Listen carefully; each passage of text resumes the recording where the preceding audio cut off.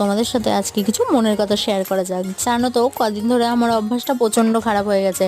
সকালবেলা দেরি করে ঘুম থেকে ওঠা, ঠিকঠাক খাওয়া দাওয়া না করা, আরও অনেক কিছু।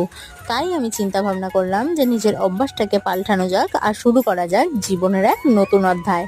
তো আজকে থেকে 30 দিন পর্যন্ত আমি শুরু করতে চলেছি 30 days daily mini blog challenge.